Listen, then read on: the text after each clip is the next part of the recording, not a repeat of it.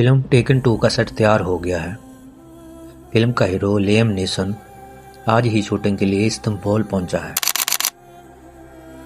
دن بھر کی میٹنگ کے بعد طے ہوا کہ کل صبح 6 بجے شوٹنگ شروع ہو جائے گی، اس لیے تمام کریو جلد سو جائیں۔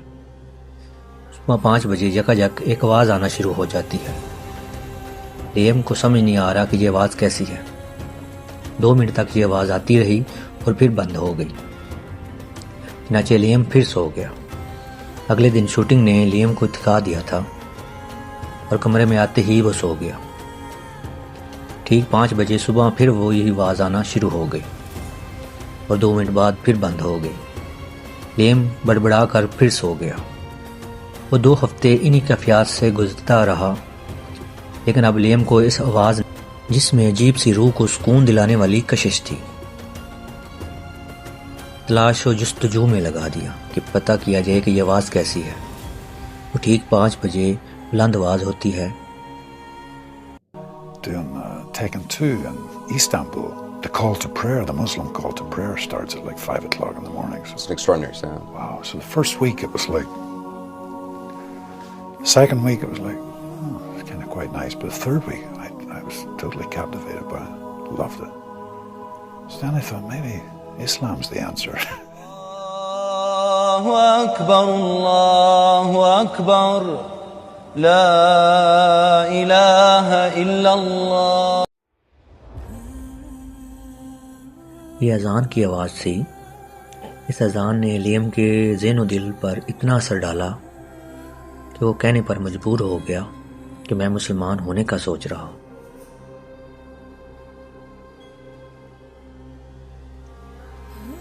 اب لیام کا اپنا فیصلہ ہوگا کہ جس دین کی صدا نے اس کے دل دماغ کو جھنجھوڑا ہے، اس دین حق کو وہ کب قبول کرتا ہے۔ لیام ہی کی طرح انٹرٹینمنٹ انڈسٹری کی لینجٹی میوزیشین سنیڈ اوکونر کا نفس بھی سکون کی تلاش میں تھا۔ اس مشہور گلوکارہ نے ایک انٹرویو کے دوران اعتراف کرتے ہوئے بتایا کہ ان کی زندگی بچپن ہی سے بدسلوکی اور تشدد کا شکار رہی۔ ڈاکٹر فل کے پروگرام کے دوران انہوں نے بتایا کہ وہ 4 سال ذہنی دباؤ اور امراض کا شکار ہو کر ریہیبلیٹیشن سینٹر میں داخل رہی۔ ایک دفعہ ہسٹریکٹومی کے آپریشن کے دوران انہوں نے کئی دفعہ خودکشی کرنے کی بھی کوشش کی۔